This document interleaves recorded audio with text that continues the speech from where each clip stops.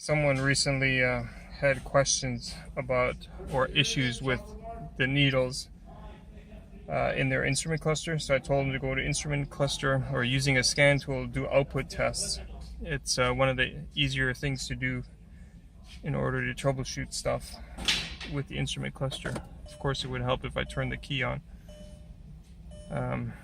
Let me just see. Yeah, there it goes. Okay, so fault codes, no fault codes. This one here, it's in for a coolant flange.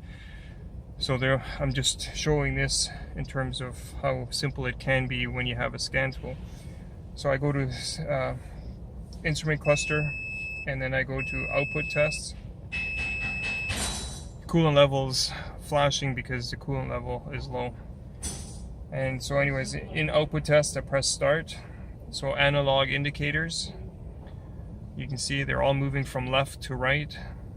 Then they're going to go all the way left, or stop halfway, I guess. Sorry, I always thought that they go always left. So then I press next. Instrument cluster lamp test. So it's turning on all the lamps. Seatbelt should be on now. I go to the next one. There's the gong. Doesn't really sound like a gong. Segment test. That's the in the middle there in the display. Switch and instrument lighting. And that's it. So again, the main one was the needles. On these Audi TTs, usually the temperature needle will sit off the cold mark, and then when you're running at normal operating temperature in the middle, it usually is showing 3/4, and then people think it's overheating. But obviously the telltale sign is once you turn the key off, that it's sticking at the quarter mark, and that obviously skews the whole reading from cold to hot. So anyways, that's it. Output tests is, you can do that in pretty much all generation vehicles, starting with the A4s, the Mark IVs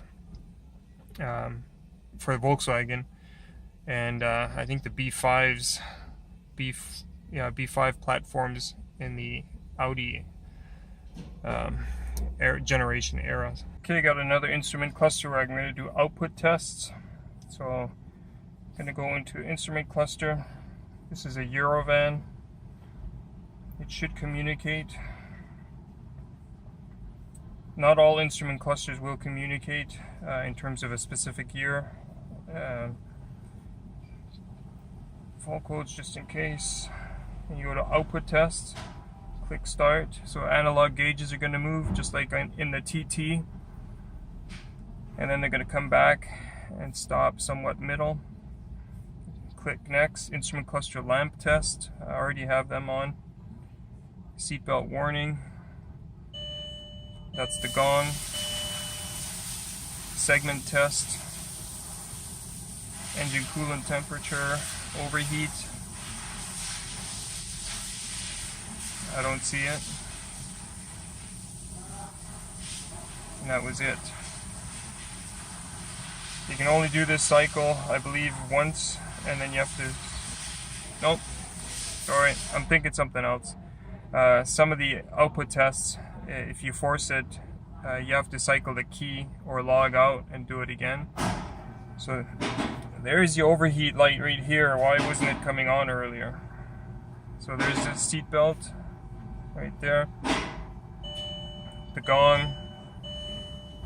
Segment test. Engine coolant temperature overheat test. Yeah, it's not coming on.